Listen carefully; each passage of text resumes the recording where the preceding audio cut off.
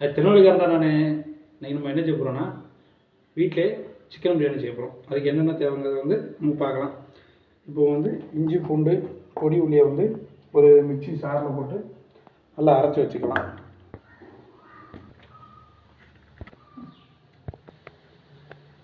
Chicken நல்லா piece லைட்டாக தயிர் ஆட் பண்ணி வச்சு லைட்டாக பிரியாணி பொடி போட்டு அப்படியே நல்லா மிக்ஸ் பண்ணி வச்சுட்டு அப்புறம் தேவையான அளவு உப்பு போட்டுக்கிடுவோம்.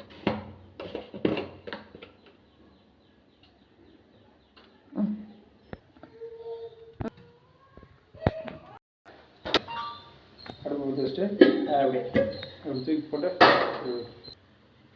தேவையான அளவு எண்ணெய் ஊற்றிப்போம், நெய் ஊற்றிப்போம்.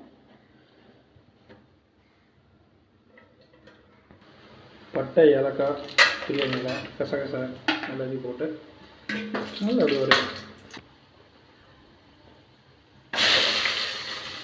மல்லாரியை போட்டுருவோம். மல்லாரியை போட்டு வதக்குறதுலாச்சும் சொல்ல போகிறேன். மல்லாரியை போட்டு நல்லா வதக்கிடுவோம். அடுத்து நறுக்கி வச்ச தக்காளி பழத்தை தேவையான அளவு சேர்த்து ரெண்டையும் சேர்த்து நல்லா வதக்கி வச்சுருவோம். இப்போ நல்லா வதங்கி வந்த ஸ்டேஜில் 4 மிளகாய் அவங்க எரிப்புக்கு தகுந்தப்போ வச்சுக்கோங்கப்பா.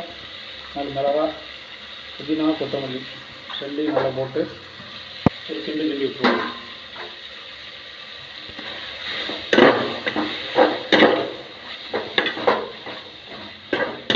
இந்த ஸ்டேஜில் இஞ்சி பூண்டு பேஸ்ட் நல்லா அரைச்சி வைக்க மையாக அரைச்சி வச்ச இஞ்சி பூண்டு பேஸ்ட்டு போட்டு நமக்கு தேவையான தயிரை வச்சுப்போம். ஸ்டேஜில் ஏலக்காவை 2 ஏலக்காய் போட்டோம். இந்த ஸ்டேஜில் நம்ம வந்து கறியை வந்து போட்டுப்போம். கறியை போட்டு நல்லா கிண்டுற மாதிரி பிரியாணிக்கு நல்லா நல்ல லெக் பீஸாக வெட்டி தரலாம், நல்ல பீஸ் பீஸாக வெட்டி தரலாம். இந்த ஸ்டேஜில் நமக்கு தேவையான பத்தப்பொடியை போட்டுப்போம். அப்புறம் தேவையான பிரியாணி பொடி. இப்போ தேவையான அளவு 1 ஸ்பூன் உப்பு போட்டுப்போம். இப்போ நல்லா கிண்டி விட்டுப்போம். எப்படி இருக்குது பார்த்தீங்கன்னா பிரியாணி நல்ல கறி வந்து வர்றதுக்கு கரெக்டாக இருக்கும். நம்ம வந்து இந்த கிளாஸுக்கு வந்து 4 கிளாஸ் அரிசி போட்டுருக்கோம். அதனால 8 கிளாஸ் தண்ணி வச்சுப்போம். 1 2 3 4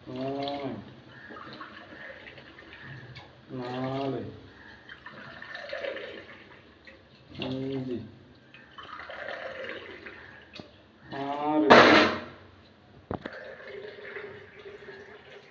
7 8 கிளாஸ் தண்ணி வச்சு கொஞ்சம் அப்படி லைட்டாக கூட வச்சு ஒரு மூடியை வச்சு கொஞ்சம் நேரம் மூடி வச்சு நம்ம கொதிச்சிட்டான்னு பார்த்துப்போம். நல்லா கொதிச்சு வந்துட்டு பார்த்தீங்கன்னா நல்ல பதத்தில் இருக்குது. இப்போ 4 கிளாஸ் அரிசியை இப்படி அள்ளி போட்டுருவோம்.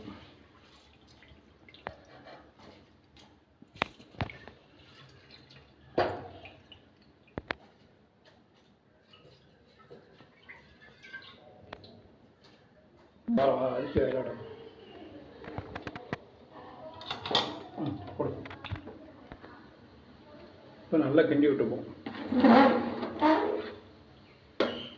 அரிசி கறி எல்லாமே ஒன்றா சேர்கிற மாதிரி ஒரு 2 கிண்டு விட்டுட்டு இப்போ கொஞ்சோண்டு லெமன் போட்டு நல்லா புழிஞ்சு விட்டு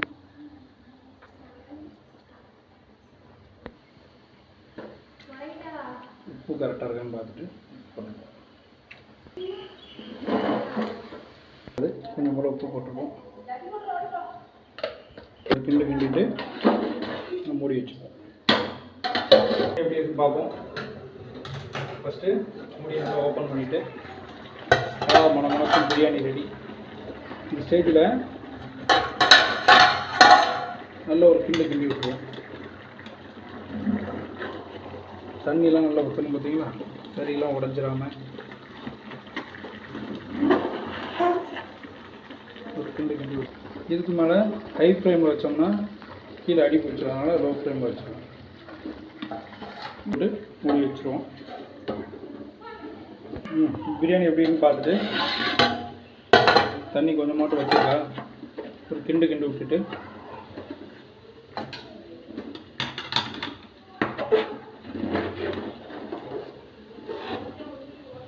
தண்ணி இன்னும் வற்றோம்னா இது நல்லா மூடி வச்சு ஒரு பானையில் தண்ணி ஊற்றி தம் போட்டுருவோம். பசங்களாம் வெளியே சேர்ந்து பண்ணோம்னா தீக்கங்கியே போடலாம். கேஸ் அடுப்புனால ஒரு பானையில் தண்ணியை ஊற்றி தம் போட்டுருவோம். ஒரு 10 நிமிஷம் கழித்து ஓப்பன் பண்ணி பார்த்தா பிரியாணி ரெடியாக இருக்கும். இப்போ நம்ம பிரியாணி எப்படி இருக்குன்னு பார்த்துருவோம். சட்டி கீழே இறக்கி வச்சுட்டு அப்படியே ஓப்பன் பண்ணிவிட்டு தண்ணி நல்லா வற்றி ட்ரை ஆகி சமன் ஆகிட்டு சூப்பராக பிரியாணி ரெடி ஆகிட்டு நம்ம நெய்யை ஊற்றி கிளறி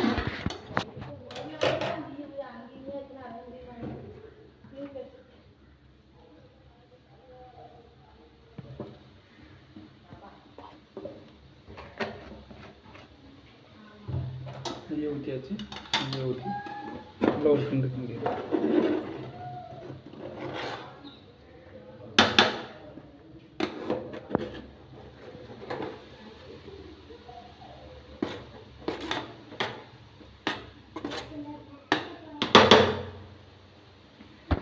சூடான சுவையான பிரியாணி லேக்காக தண்ணி குறிச்சி பிரியாணி பச்சடி முட்டை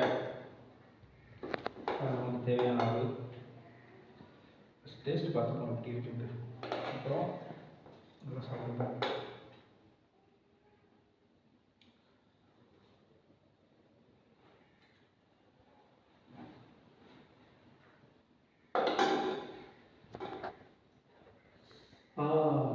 அருமையாக இருக்குது. நல்லா சாப்பிட வரீங்க. Sunday special.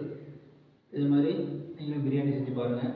செஞ்சு பார்த்துட்டு கமெண்டில் இன்பாக்ஸில் கமெண்ட் பண்ணுங்கள். சப்ஸ்கிரைப் பண்ணுங்கள். பிடிச்சிருந்தா சப்ஸ்கிரைப் பண்ணுங்கள்.